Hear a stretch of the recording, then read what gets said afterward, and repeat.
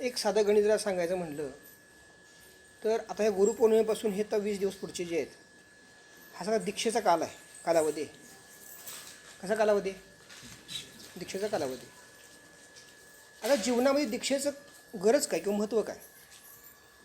कारण दीक्षा हा विषय म्हणलं की माणसांच्या काही अंगावर काटा येतो आणि बहुतांश लोकांना असं वाटतं की एखाद्या मंदिरामध्ये गेलं, समाधीवर एखादी माळ चढवली आणि त्यांच्याकडनं माळ घेतली म्हणजे अनुग्रह प्राप्त झाला. काय सांगितलं? अनुग्रह प्राप्त झाला. तर मूलतः विषय असा आहे की हे आपल्या विषय समजलेच नाहीत. का समजले? दिनेश काय सांगतोय? समजले का नाही समजले? नाही समजले. आता तुमच्या साधारणतः कुलदेवता डोक्यात तुम्ही घ्या. कुलदेवतांचा आशीर्वाद तुमच्यापाशी येण्यासाठी तुम्हाला काय करावं लागतं? तुमचं नाव काय म्हणलं? नार्वेकर. बाबा तुमचं नाव काय? काय नाव काय म्हणलं? राजेंद्र महादेव. तुमचं? हां. तर प्रश्न माझा असा आहे की कुलदेवतांचा आशीर्वाद तुम्हाला प्राप्त होण्यासाठी तुम्हाला काय करावं लागतं? प्रत्येक कुलदेवता आहेतच ना, मग तो आशीर्वाद आपल्याला लाभण्यासाठी काय करावं लागतं? काय सांगता येईल? वर्षाचं कुलाचार हां, काही सांगा हो. हां, प्रार्थना करायला पाहिजे. प्रार्थना. बरं, तुम्हाला प्रार्थना शिकवली कोणी करण्यासाठी? नाही शिकवली. आणि काय सांगता येईल तुम्हाला? दिनेश, काय करायला पाहिजे? तुमच्या कुलदेवतांचा आशीर्वाद तुम्हाला ग्रहण करण्यासाठी काय केलं पाहिजे?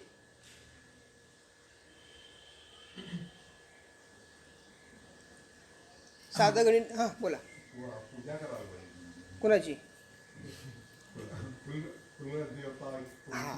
आता आज वडीलधाऱ्या माणसांचं मुलं किती ऐकतात?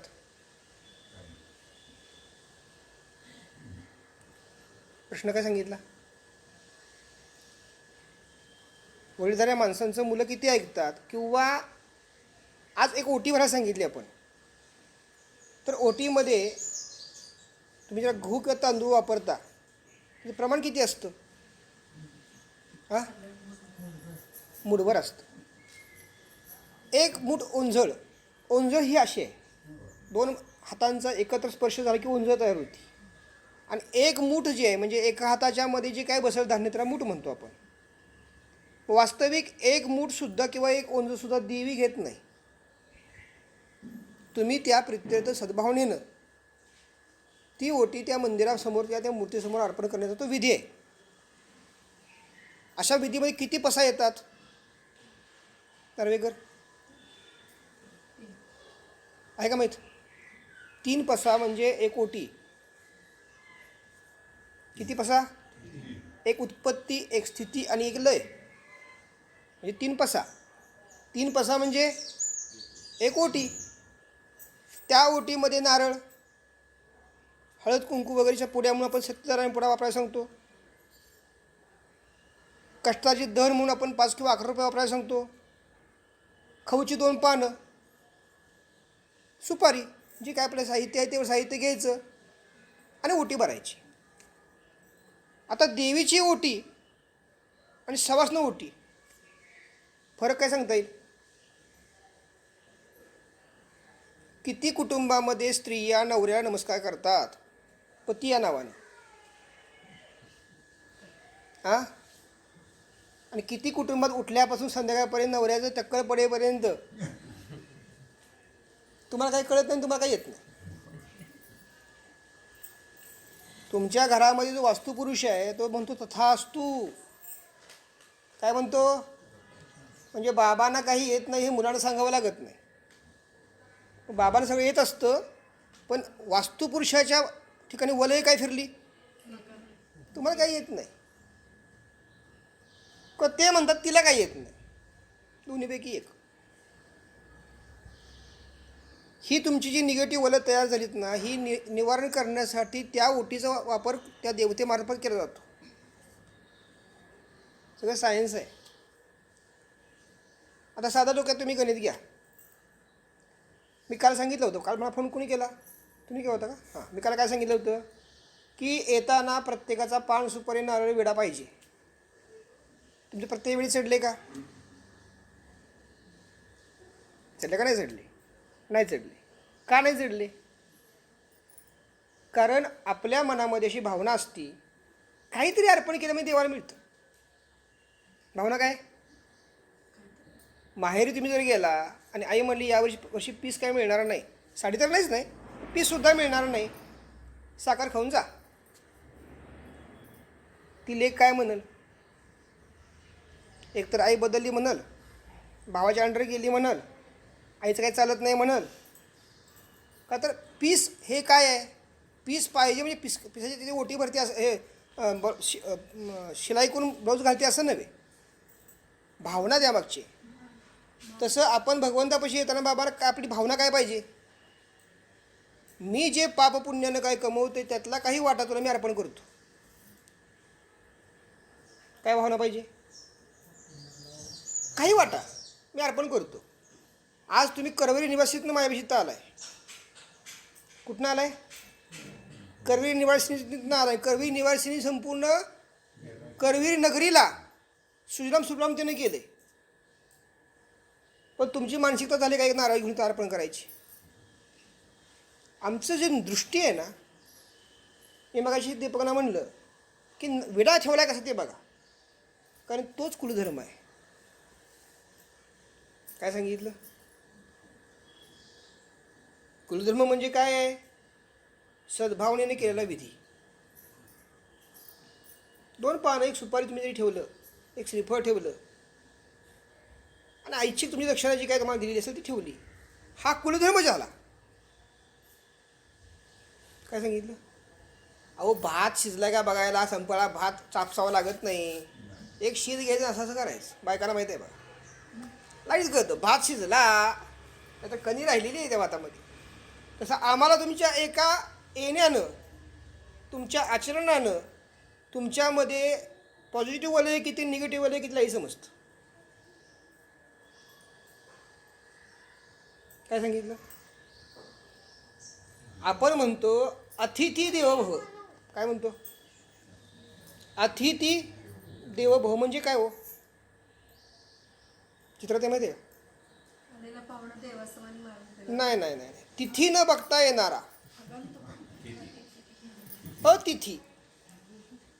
जो तिथी बघून येत नाही तो अतिथी दुपारी झोपण्याच्या वेळेस आला. काय कटकट आहे असं न म्हणता या बसा.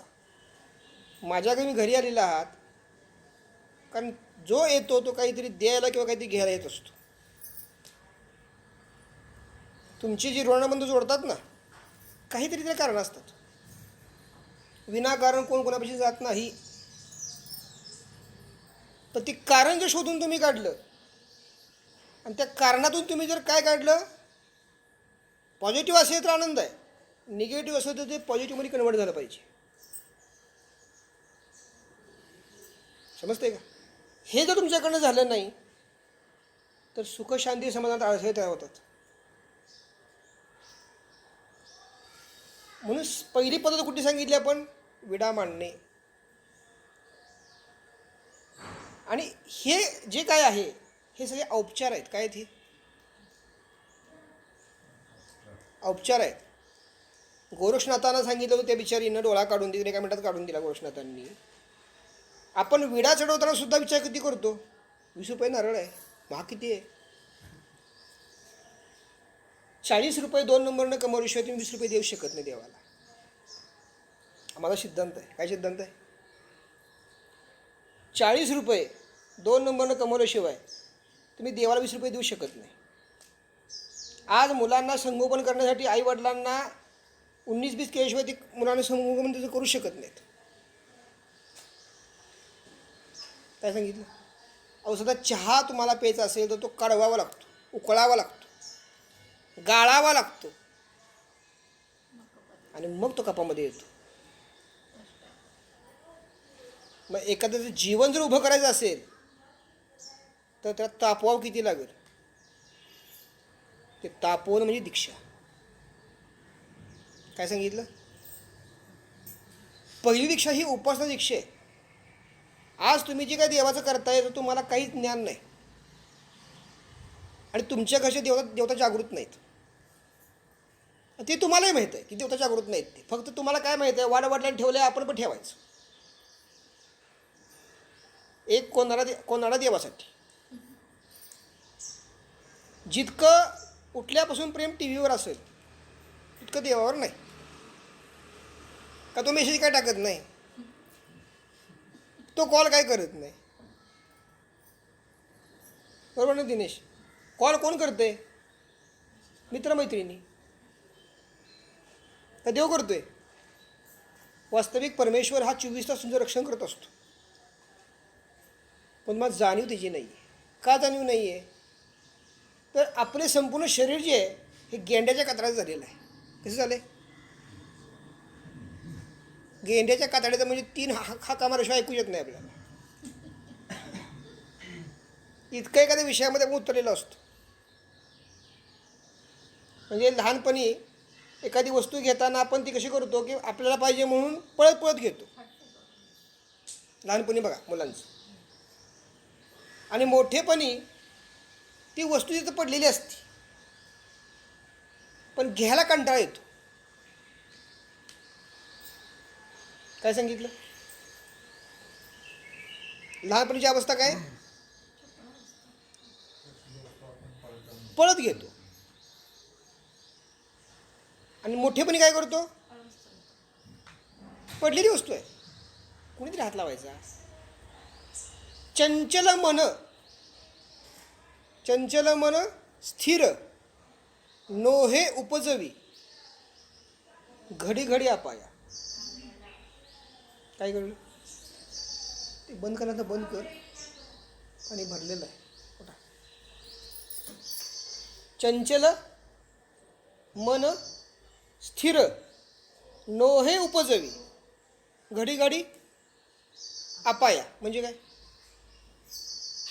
लहानपणापासून मन तुमचं चंचल आहे, स्थिर नाही, आणि म्हातारपणी अपाय फक्त करते. कारण आता काय झालेलं नाही, आता काय होत नाही, आता काय जमत नाही.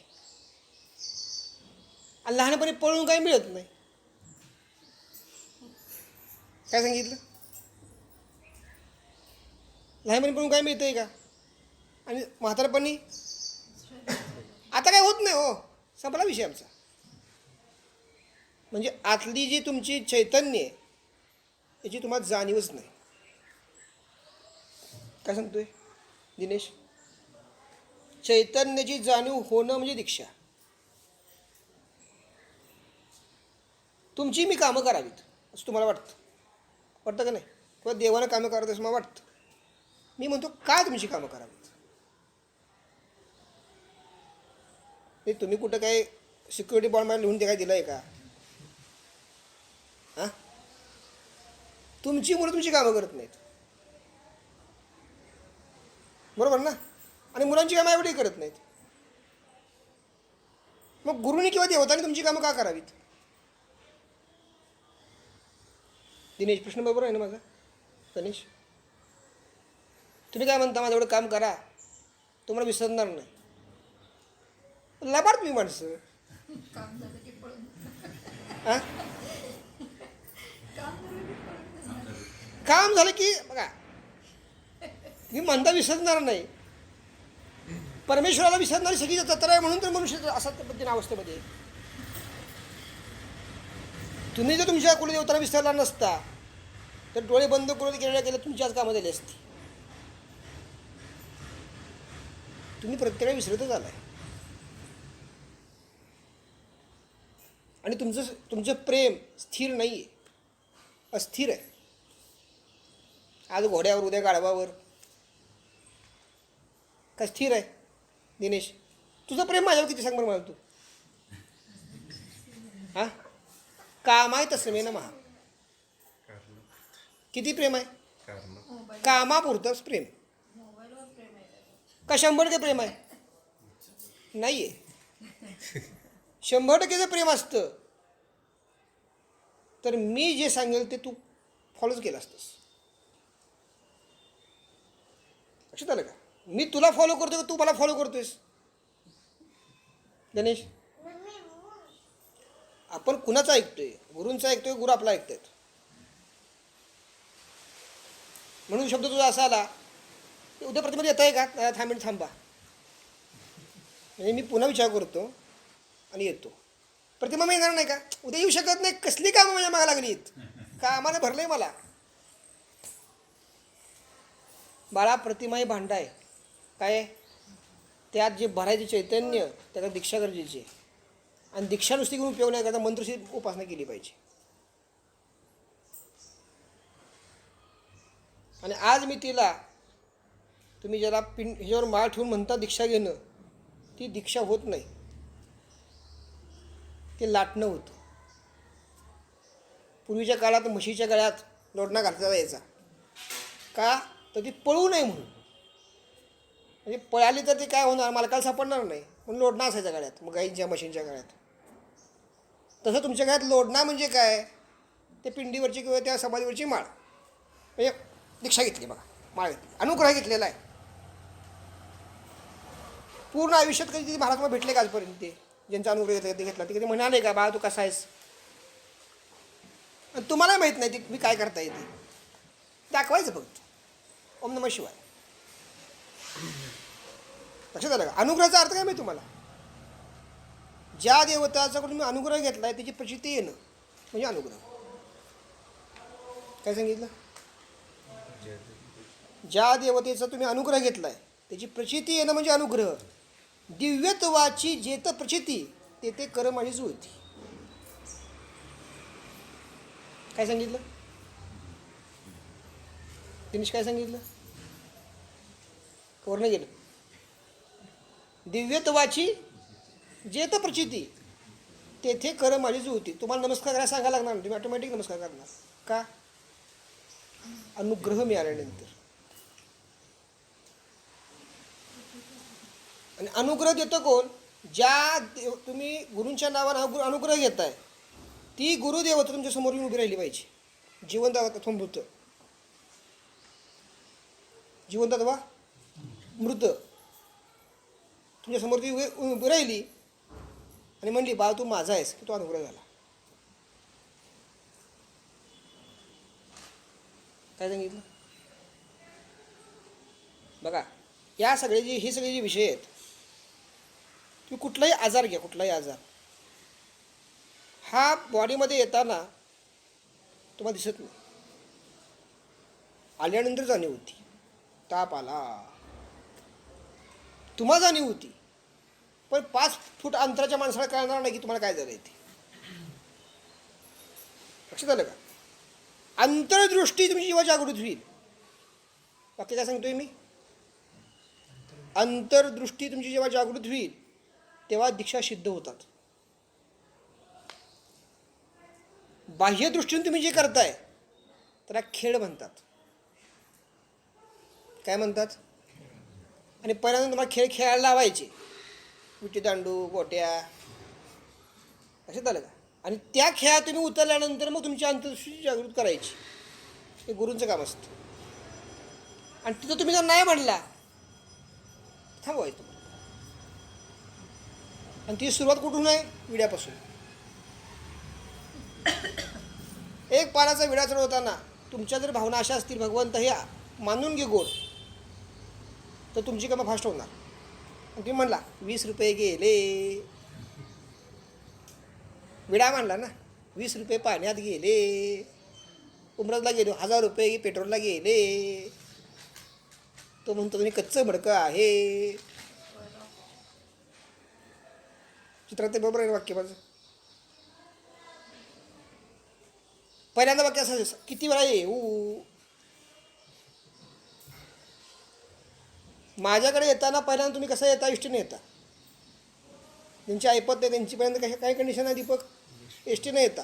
नंतर स्वतःची गाडी असते. कारण झोपड्यात राहता, नंतर बंगला असतो. आणि मी तुम्हाला देतो म्हणजे तुमचा उपकार नाही करत. तुम्ही जर ती उपासना केली तर तुम्हाला ती देणं कर्तव्यच आहे माझं. पण तुम्ही हा विचार नेहमी करावा की गुरु आपल्याला काय देतात आणि ते सांभाळता कसं येईल आपल्याला. काय सांगतोय? सांभाळता कसं येईल, कारण सांभाळणं महत्त्वाचं आहे. सांभाळ आपुली भाग. जसं घेणं महत्त्वाचं आहे तसं सांभाळणं महत्त्वाचं आहे. आणि जर तुम्हाला सांभाळता काही आलं नाही आणि ते जर केलं परत नाही मिळणार.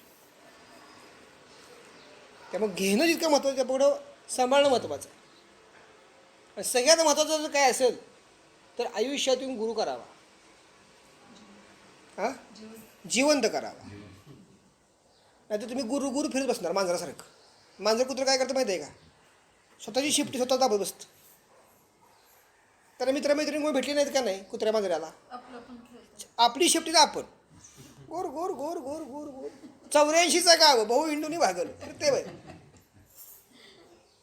तसं जोपर्यंत तुम्हाला जिवंत गुरुभेट घडत नाही तर तुम्ही जिवंत गुरु का करत नाही तुम्हाला माहिती आहे का? तुम्हाला चुका निघतील बाहेर आपली.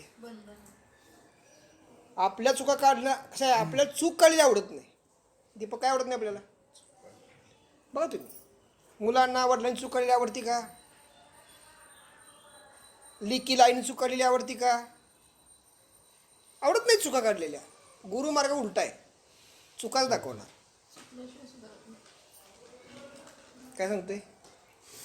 चुका काढून काढून काढून एक वेळ अशी येईल की चूकच राहणार नाही. तेव्हा जो साधक तयार होतो.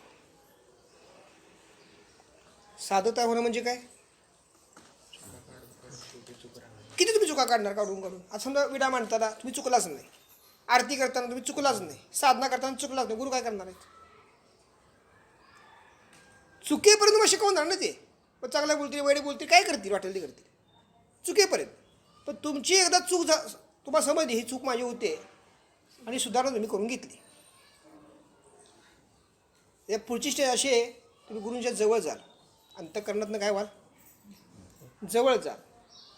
म्हणजे जवळ जाणं अंतःकरणानं म्हणजे साधक अवस्था पूर्णत्वाला गेली. काय सांगतोय? आणि जितकं तुम्ही गुरुशी लबाड बोलणार ना तितकं बाधक अवस्थेत तुम्ही लांब आहे. तितकं तुम्हाला काय वाटतं? दादा काय गुरुनं काय कळत नाही वाटतं का नाही गणेश? दादा काय कळते? मला सगळं कळते. झोपताना खाटावर झोपतोस का जमिनीवर झोपतोस एवढं सगळं कळतं. खिशामध्ये दमडी का तेंबडी ते पण कळतं. पण आम्हाला नियम एक आहे, काय? मौनम सर्वत्र साधनम. बोलायचं नाही. सिद्धींचा वापर भक्तांचे दोष काढण्याकरता करायचा नाही आहे. काय सांगितलं? सिद्धींचा वापर भक्तांचे दोष काढण्याकरता करायचा नाही. सिद्धींचा वापर भक्तांना ज्ञानी करण्याकरता करायचा आहे. भक्तांचे दोष भक्तांनीच काढायचे उपासनेद्वारे. कशाद्वारे?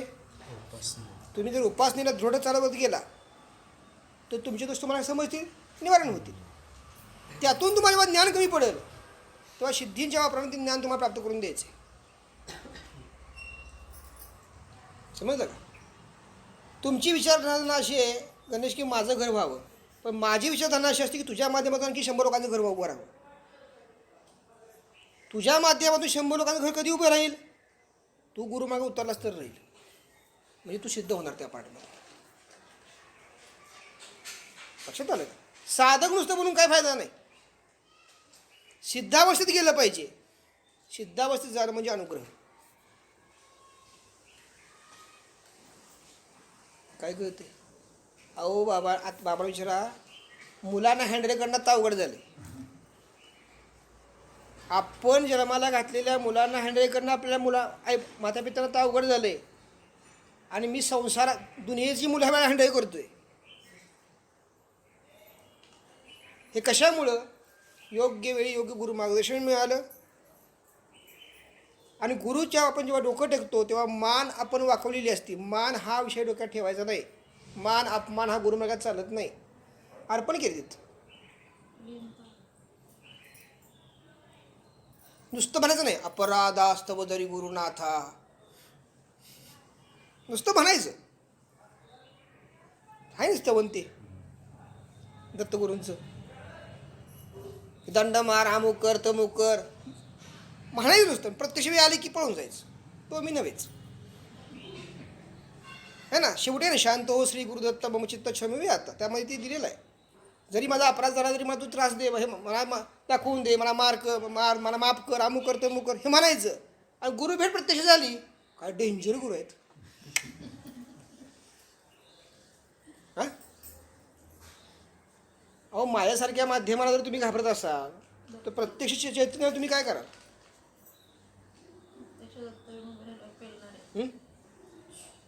प्रेम देऊनी प्रेम उपजवी भजनी अमृत नाले. गुरूंच्या प्रखर शब्दात सुद्धा प्रेम असतं.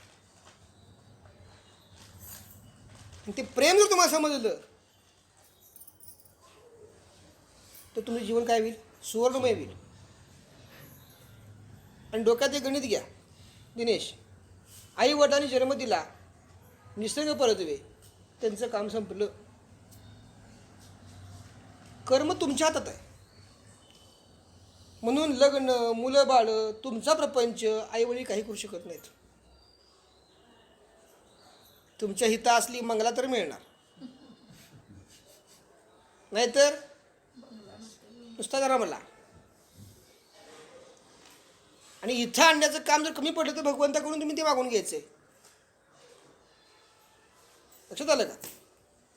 मला मूल दे म्हणून माता पिता भगवंताची चरणी गेल्यानंतर योग्य संतती त्यांना मिळते. त्यांच्या हातात नाही संतती योग्य प्राप्त करून घेणं. सिद्धांत तुम्हाला समजले नाही आजपर्यंत कधी. आणि तुमची जी मुलं आहेत ती तुमची नाहीच आहेत. माझा मुलगा शक्य आहे का. म्हातारा पण झाल्यानंतर काय होतं. हां वाक्य तू गप्प बैस, तुला काय कळतं आहे. तर म्हातारी झालीस तेव्हा कळतं आपण म्हातारा झालो वाटतं. आपल्याला काही कळतच नाही. पण तेच वाक्य पुन्हा त्या व्यक्तीला 20 वर्षांनंतर ऐकायला मिळणार आहे. म्हणून संस्कार देताना कसे द्यायचे दीपक. सर्वत्र सुखी संतू, सर्व सुखी असू देत. आणि सर्व सुखी कधी होतील, तुम्ही मुलांना तसे संस्कार दिले तर होतील. काय सांगितलं. तुम्हाला वाटतं माझा मुलगा काय व्हावा, टॉपर व्हावा, पण संस्कार दिले तर होणार ना. तो परमेश्वरानं तुम्हाला एक माध्यम दिले. तू संगोपन कर, तू त्याला मोठा कर, तुला शहाणं कर. फक्त आपण त्याला एकच शिकवतो. मुलांना काय शिकवतो माहिती आहे का. काय शिकवतो सांगता येईल. हां अभ्यास पण शिकवत नाही त्याला. खोटं कसं बोलायचं, पुरसुंडी कशी जवळ ठेवायची. 10 लाडू जर केले, 10 मित्र बाहेर जर आले असले तर आपल्या मनात 10 कशी पुरतील. आई म्हणते एक पट्टीची खाऊन बाहेर जा. काय म्हणते कासा म्हणते 10 पोरांना बोलवून लाडू संपवून टाकते म्हणून. एक खाऊन पट्टीशी बाहेर जा. त्या डोक्यात फिरतं. मित्र फक्त खेळण्यासाठी असतात, लाडू द्यायसाठी नसतात. हे कोण शिकवतं हे. हां आईवडील शिकवतात. गुरु काय शिकवतात. अंड्याला प्रसाद सगळ्यांना वाटा. बघा फरक किती आहे. गुरु काय शिकवत आहेत. अंड्याला प्रसाद सगळ्यांना वाटा हे गुरु शिकवतात. आई काय शिकवती. 10 लाडूपैकी 1 लाडू पट्टीशी खा, बाहेर मग खेळायला जा. लक्षात आलं का. दत्तगुरू माझी आई का म्हणलं गेलं, कारण दत्तगुरूंच्या सारखे विचार आज आईंच्या पाशी यावेत. तुम्ही कितीही साठवायचा प्रयत्न करा, कितीही साठवायचा, ते वास मारणार. आणि वास मारल्यानंतर तुम्हाला ऑटोमॅटिक इच्छा होणार, हे वाटून टाका. आता मध्यंतरी कोल्हापूरला तहसीलदार कार्यालयामध्ये अन्न टाकून दिलं. हे न्यूज आली होती टी व्हीला. वाटलं असतं गोरगरिबांना, बिघडलं असतं का. हां पण इच्छा नाही हो. एखाद्या मुखात जाता कामा नाही. ते नेते घ्यायचं चालते. पूर्वीचं शास्त्र असं होतं, अतिथी देवो भव, अतिथी जो येतो असेल तिथी न बघता तो तृप्त झाल्यानंतर त्याचा आत्मा आशीर्वाद द्यायचा. आज आपण अगोदर सांगतो फोन करा, वेकन्सी आहे का बघा मग या. आम्ही घरी नाही आहे, बाहेर नाही करूया आम्ही. आणि तुम्ही कशाला आला, फोन नाही काय नाही असं ना, असं असतं का? माणसं बदललीत, लक्षात आलं का? देवसुद्धा बदललेत. पूर्वीच्या काळी काय असायचं, माणसाच्या अंगात बाधा यायच्या. कुठे यायच्या बाबा? अंगात येऊन घुमायच्या. आता काय व्हायला लागलं सांगा बरं? आता कोरोना नावाची जी बाधा आली ती कशी आली? हां, अंगात आल्यानंतर घुमायची गरज नाही आता, का घुमते आता?